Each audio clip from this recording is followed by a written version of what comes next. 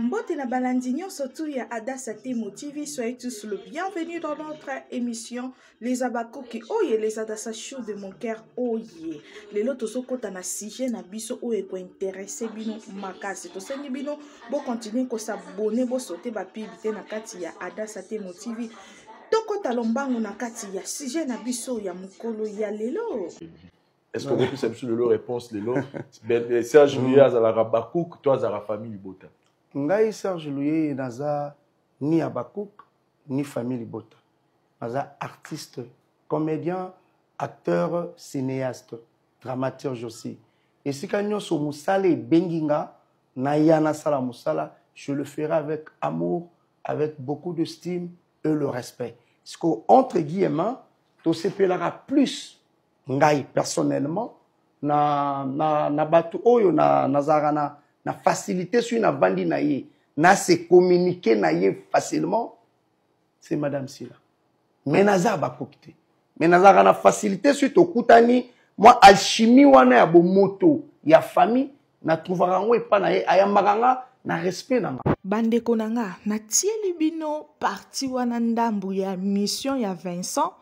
na Serge Louye pour na bo comprendre. Batu wana ya ba famille maboma bazoya ko finga Serge. O Serge azana ye abaku ki fallait kaka ndima po adi na ye ko sala honi a lobby déjà que a préféra ka Sila parce que par Sila azala na facilité ya ko se communiquer bazana chimie moko si la pesa ka e respect na ye atake artère a pesa ke respect na ye atake noko abana yango eloko wana famille maboma wana bolingi boya ko fingela Serge bolingi boya ko kotisa Serge na kati ba rando na bino buzoba bino bomona ka tonton na biso papa Serge azala na kati ba bêtise te Serge Louye poso na lo ba Serge apamba boya ko confondre na papa wana immature wana non on azolobela Serge Louye pourquoi boya boko ya ko s'encharner et pas Serge Louye botika ya vanda kimia ba comédien na yebisa ki bino na 2025 oso bolingi nzamba pambola bino bozonga sima pona bo sauter malamu botala ba conscience na bino botika mwana mwasi aussi la vanda botika kolukele ba komba oyo kute taliete ba komba moko inutile lelo sko boye ko s'encharner et pas Serge Louye po asalinini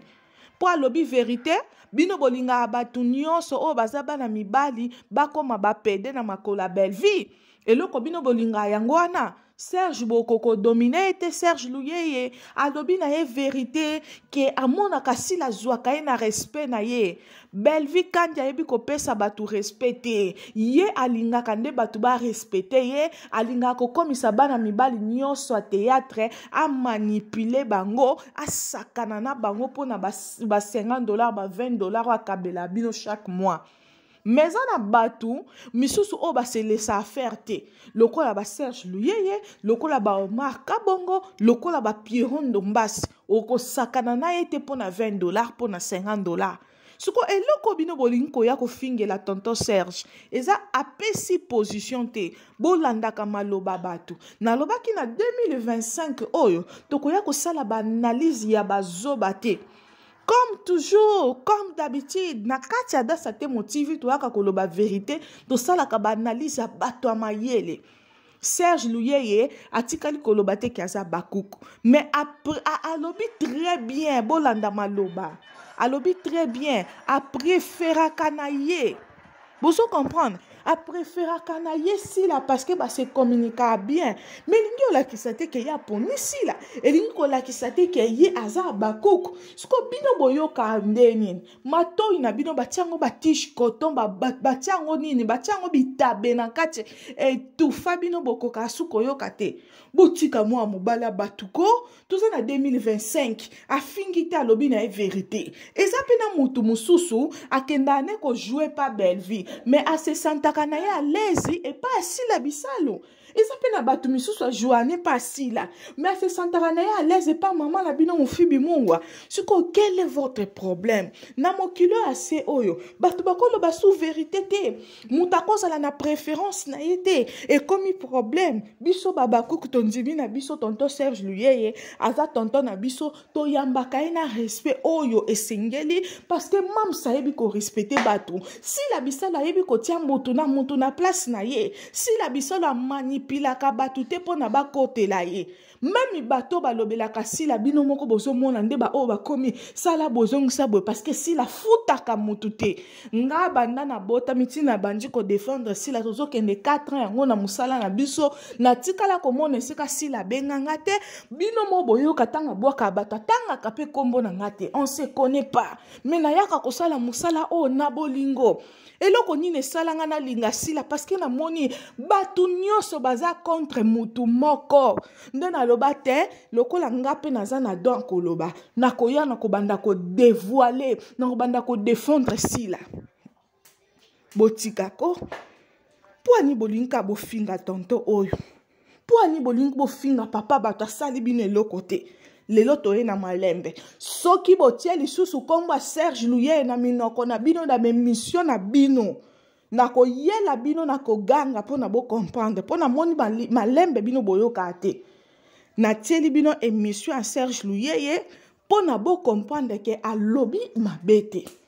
apesi position te ke aza bakouk apesi position te ke aza famille maboma alobi juste asepelaka ase sentaka à l'aise et pas ya sila bisalo parce que sila bisalo ayambaka ye na honneur na ye ayebi ke o aza mbiyaka na kati musala oyo fo na pesi honneur ba mama makambu bazalaka wana na sila sila yebi te oyo aza mama oya sila ti apesaka mutu nyonso honneur sila tikela bageta bakoma mwana ya gabi na kati ya SB si la tikela mishua koma na kati ya SB a respectaka bato nyonso yango monike même ba comédien bazo telema po ba défendre sila nzamba ko telemisa même mabanga ba ko défendre orpheline oyo bino bozana bato bo futaka mama na bino afutaka bato chaque mois tous les jours boya ko finga boya ko sala makambo sila bato batelema na ba propre volonté na bango ba défendre et s'il vous plaît botika ba débat o na 2025 boluka na bo fungolisa ba chaîne bo créer ba makambo bando sala makambo na bino botika na osila pema bo pemisa ena les abakouk na elaki bino premier jour ya tournage bino moko bomoni ke c'est chaud tango bomona déjà que c'est chaud en tout cas 2025 oyo tozonga na biti na biso ya kala film kaka tango ekoti le même jour et ça la 100K parce que biso babakouk toza ebele toza partout tosengi pe na bato bosepela na Adassa Te Motive bo sauter ba pibité bo sauter ba pibité na kati Adassa Te Motive bo partager bo continuer ko s'abonner massivement bo activer cloche de notification pour ba notification et yaka bo soutenir nga nasenga bino mbongo te nayaka kolela bino te mais nasengi ka bo sotelenga ba pibité botala merci beaucoup bonne journée à tous.